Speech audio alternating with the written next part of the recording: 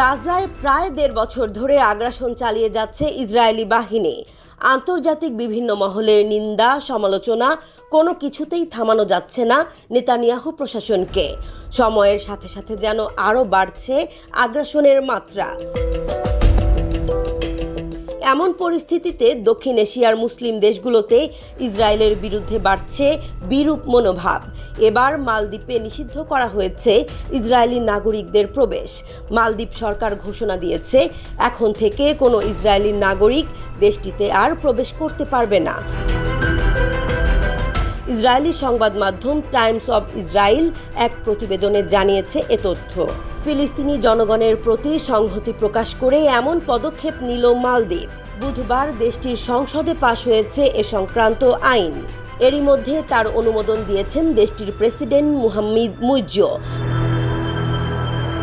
রাষ্ট্রপতির দপ্তর এক বিবৃতিতে জানায়, মালদ্বীপে ইসরায়েলি নাগরিকদের প্রবেশে নিষেধাজ্ঞায় প্রেসিডেন্টের এই অনুমোদন ইসরায়েল কর্তৃক ফিলিস্তিনি জনগণের ওপর চলমান নৃশংসতা এবং গণহত্যার প্রতি সরকারের জোরালো প্রতিক্রিয়া প্রকাশ করে।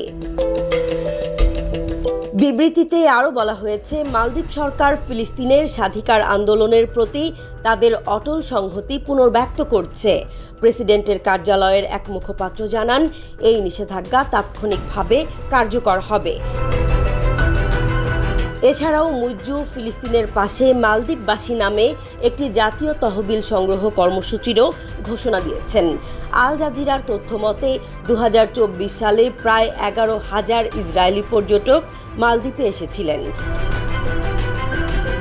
দেশটি মূলত তার সাদা বালির সৈকত ও বিলাসবহুল রিসোর্টগুলোর জন্য বিখ্যাত। শুধু মালদ্বীপ নয়, গাজায় ইসরায়েলি আগ্রাসনের বিরুদ্ধে সরব অবস্থান বাংলাদেশ ও পাকিস্তানের। সম্প্রতি ফিলিস্তিনের প্রতি সংহতি জানিয়ে বাংলাদেশে অনুষ্ঠিত হয় মার্চ ফর গাজা। হাজার হাজার মানুষ রাস্তায় নেমে এসে হাজার মাইল দূরের অঞ্চলটিকে জানান দেয়, আমরা তোমাদের পাশে আছি। এছাড়া বাংলাদেশ সরকার পাসপোর্টে পুনর্বহাল করেছে পুরনো বাক্য। এই পাসপোর্ট পৃথিবীর সব দেশের জন্য বৈধ, ইসরায়েল ব্যতীত। এই বাক্যটি একসময় বাংলাদেশি পাসপোর্টে ছিল, পরে তা বাদ দেওয়া হয়েছে। এখন আবার তা ফিরিয়ে আনা হয়েছে, যা ইসরায়েলের প্রতি বাংলাদেশের কড়া অবস্থানের প্রতীক। পাকিস্তানেও ব্যাপক জনমত তৈরি হয়েছে গাজা যুদ্ধের বিরুদ্ধে। দেশ জুড়ে বড় বড় শহরে হাজার হাজার মানুষ বিক্ষোভে অংশ নিচ্ছে।